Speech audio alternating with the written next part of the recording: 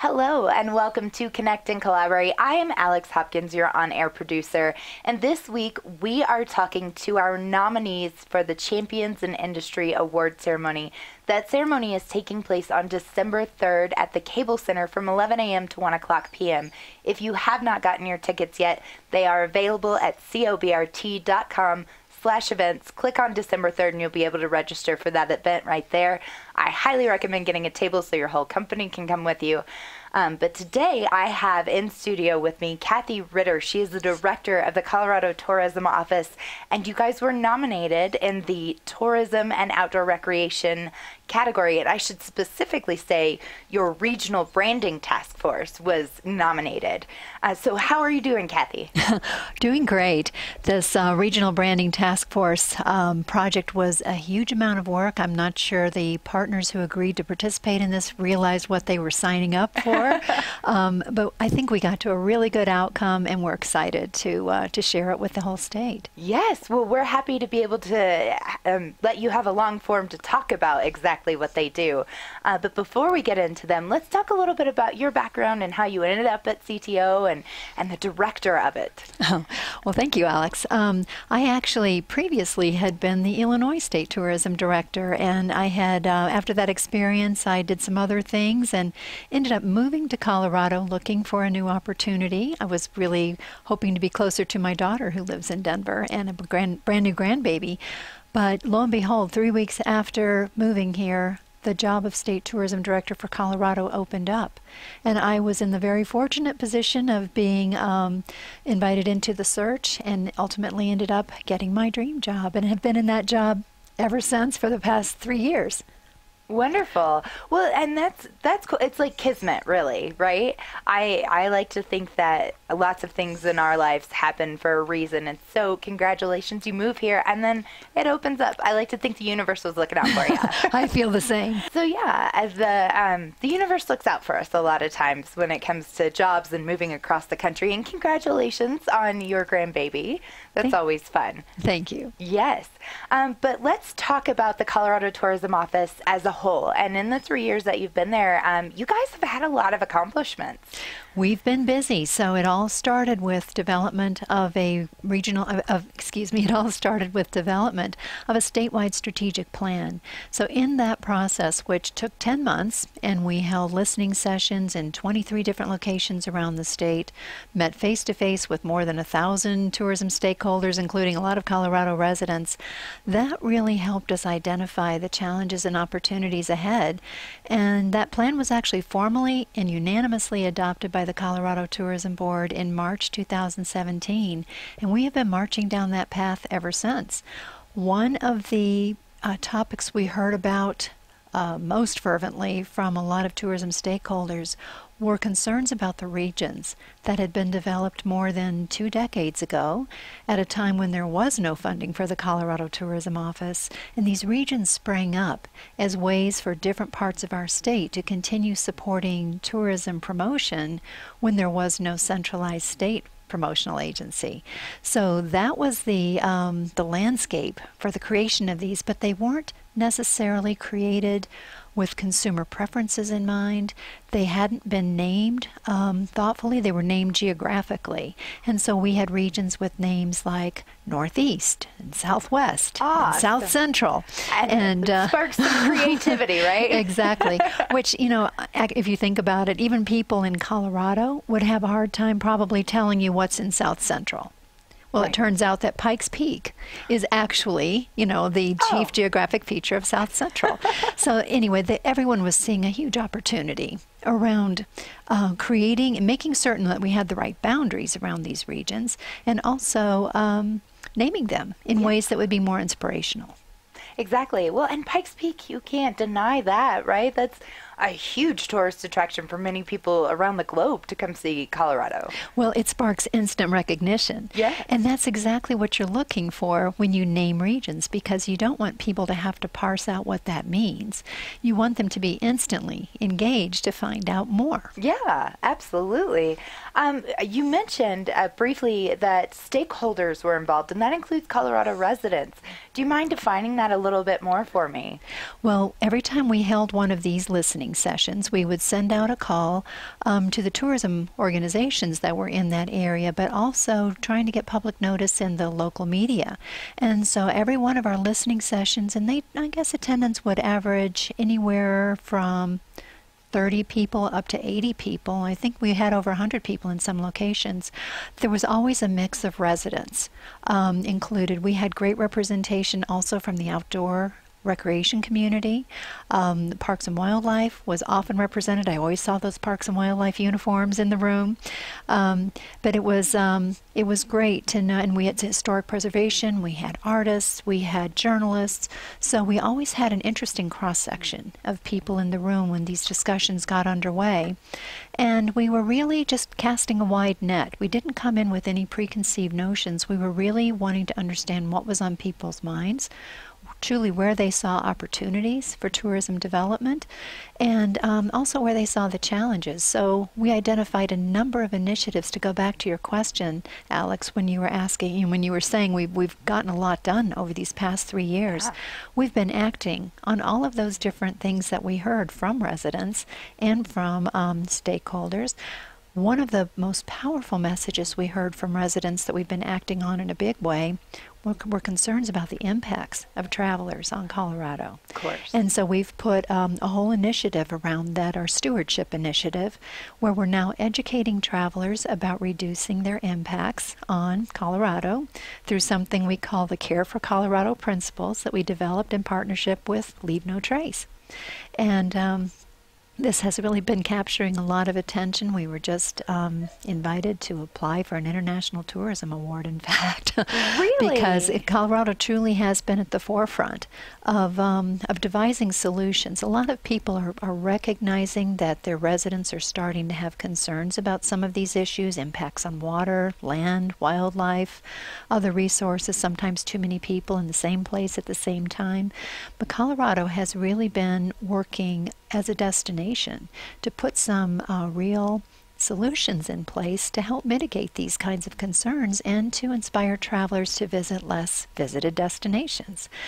One of the ways we've done that is with creation of the Colorado Field Guide, which is a collection of now more than 90 online itineraries that take travelers to every part of our state. And these are 3, 5, 7-day itineraries. You can search them by the kind of activity you might like to do, like, for instance, hiking, whitewater rafting, historic sites, and you can find itineraries that match your interests. And there's everything from hotels to stay in, to restaurants to eat at, to things to do, at least 3 things to do every day. And we also include insider tips on how to travel like a local, and sustainability tips around the kinds of volunteer activities you might undertake when you're in that area to give back to Colorado. So that's become a huge resource, and that's also grown directly out of our strategic planning effort. I love that, and I have to tell you, I have used that tool actually for myself, and especially when anybody comes to visit me, I always had the hardest time thinking about, what am I going to do? Where am I going to take them? Of course I want them to see Red Rocks. Of course I want them to see Pikes Peak, right? And then I would find myself more in the car than actually enjoying these activities until I came across this on your website, which was a lifesaver. I have to tell you, so many people are so impressed, and I didn't have to do any work to plan that. It was done for me. Excellent. Well, thank you for the shout out, Alex. And if you haven't taken a look at that resource since April 1st, take a look at it again. We relaunched the whole thing to make it even easier to use, and we have now seen that it's also a really powerful promotional tool for Colorado. So it's one of those ways that we're able to really promote those lesser known areas of our state. But we have seen with when we use it as a call to action in our national advertising campaign, it gets 7 times the engagement as other calls to action when we say get itineraries. We've also seen that when we post our itineraries on social, 10% of the people who are exposed to that advertising click on it, and out of that 7% actually explore an itinerary.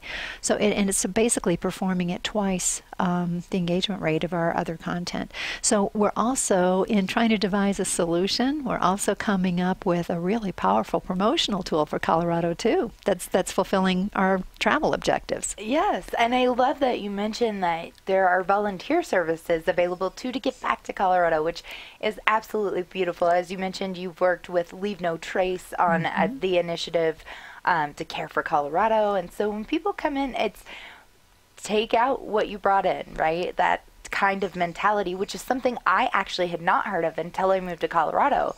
Every time I'd gone to a campground, it was one that the parks people really took care of. Here, you're kind of on your own when you go hiking, right? There's no one following you around. It's not campsites that are, some places are, obviously, but nobody follows you around to make sure that you're picking up, so you really have to take care of it yourself. That's so true, Alex, and I think many people come here with the best of intentions. They just don't know. Right. And, an example from last summer when we did have wildfires. Smithsonian did a study the year before identifying that 84% of wildfires are caused by humans. Well, oftentimes people don't realize that they may be engaging in bad practices. They may have seen somebody else let a campfire burn down to the ground while they went to their camp and slept. That's obviously not a good idea. And so just doing that education, part of our Care for Colorado principles is be careful with fire. And then we spell out exactly what those behaviors are, including check for local fire restrictions. You might be in a stage 2 or stage 3 fire restricted area. And so you have to take extra care. You can't just light a cigarette and throw a match on the ground here. You can't even really park a hot car over dry grass.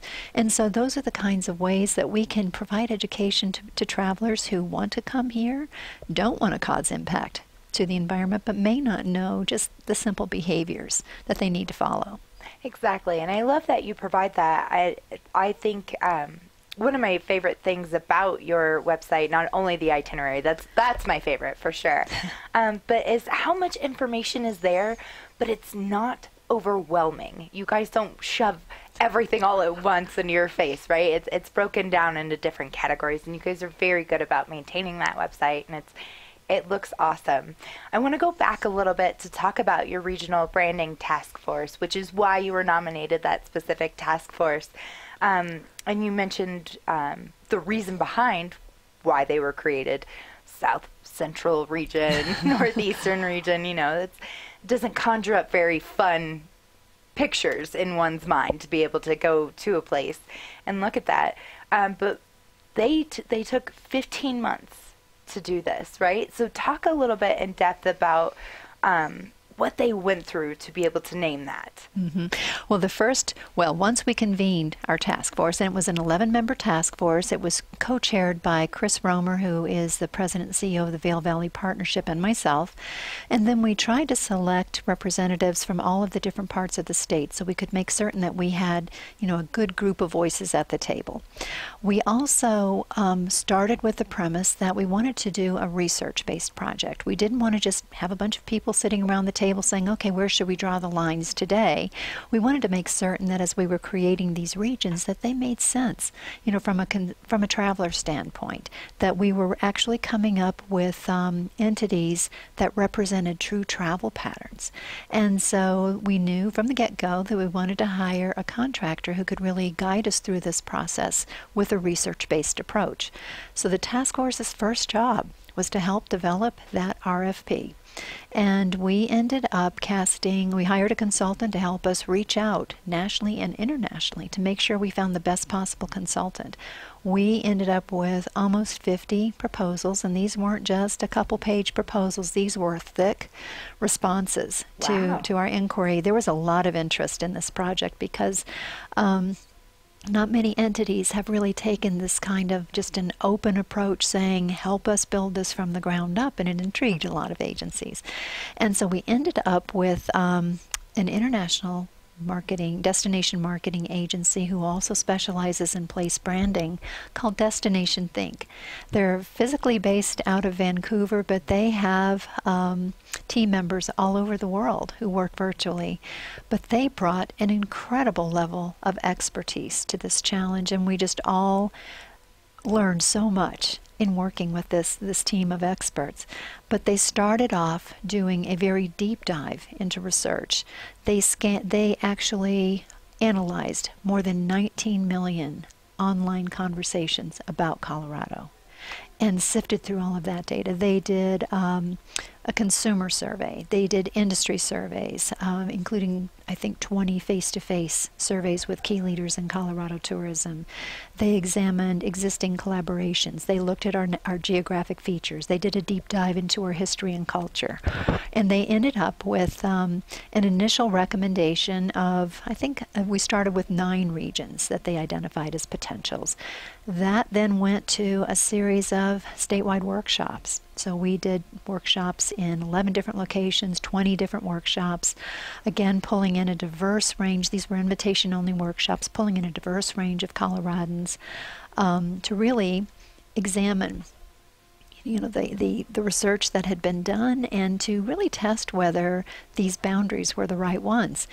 We actually used that as a springboard to develop 8 regions rather than 9, and kept moving down this path of adjusting and redefining, and we just got closer and closer and closer, because the ultimate goal was not just to come up with 8 regions. It was to come up with descriptions and boundaries that identified unique characteristics that would set these regions apart, not just from any other place in Colorado, but from any other place in the world.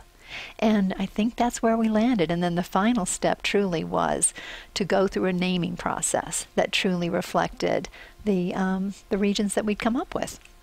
I love that. So what kind of outcome has that created? Obviously, getting your locals involved in any project like that, I think, screams volumes for the locals. Like, I got to do that. I got to participate and help my state name a region. Well, and the one of the things that Destination Think kept pounding into our team was how important it was to have that resident buy-in. Because if we came up with names that weren't ringing true for the people who lived in that region, there was never going to be adoption. And unless you create a situation where your local residents are helping you carry that story about that region, it's never going to ring true for a traveler. When you get a situation where residents are so excited about the name of that region that they're starting to wear it on t-shirts and hats, just the way people have embraced our Colorado flag symbol, that's the sign of true success. That's the sign of true buy-in. And then your residents are going to be the ambassadors for your story as well. Let me tell you one little story about the discussion over one of the names. We ended up, so Northeast now has a new name, the Pioneering Plains. And the initial feedback from that name was, no, we think that name sounds too old-fashioned. We want people to know that we're a forward-looking part of the state. We're not just trapped in our past. There's so much that's happening there today. And the researchers said, well, that's interesting that you say that, because we look at the word pioneering as being very forward-looking. It certainly refers to your past and your history, but it also refers to the fact that, people are forward-looking. They're persistent. They overcome challenges. And the more they describe that, people were saying, you know what, that does describe us. And there was ultimately a lot of buy-in around that name. I love that. Yeah, because that's what comes to mind. While I think pioneer, and I may think old clothing or wagon trails, that type of mentality, I also am like pioneer, frontier, right? Exactly. Like getting on it. Yeah, I love that. Do you mind letting me know what all the regions are named? Yeah. Yeah, well, we ended, I love all of the names. So Canyons and Plains ended up being the name for the southeastern part of our state. And that really came out of a name that several of the tourism stakeholders in that area had already embraced. It spoke, of course, to, being part of the Great Plains, the westernmost part of the Great Plains, but it also spoke to the interesting landforms, like in Comanche National Grasslands, where it actually holds the largest set of dinosaur foot tracks in the world. And so it sort of held up that unique geographic feature that might be intriguing and a surprise to people. The San Luis Valley ended up becoming the mystic San Luis Valley. Ooh. And that speaks to just that incredible experience of being in that high desert valley and the connections it has with an ancient past and a more recent Hispanic past. And then all of the different religious experiences there, and even the UFO sighting stations. There's just a lot of intrigue in the San Luis Valley. And our former South Central area in general became Pikes Peak wonders. No surprise there. As you pointed out yourself, Alex, Pikes Peak is just one of those iconic symbols of the West, and it's known internationally and nationally, and it just became that anchor for that area.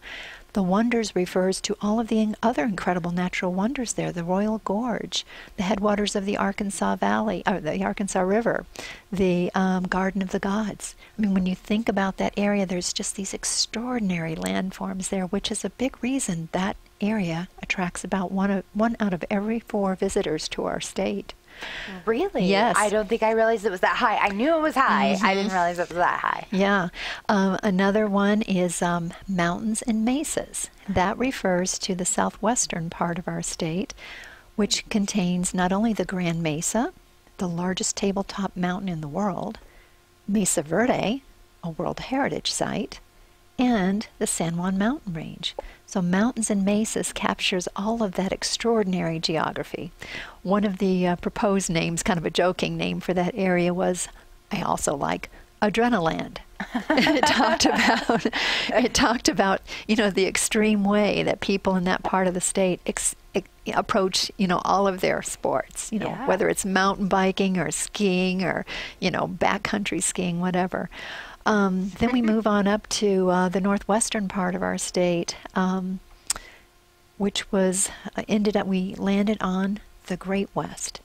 And when you think about it, yes, you're nodding your head, that is the part of our state where that cowboy history really comes out, and people engage in outdoor sports there the same way they do, the way they do in other parts of the state, but they have a unique way of approaching it. So that's where you see the skiers in Steamboat skiing with cowboy hats.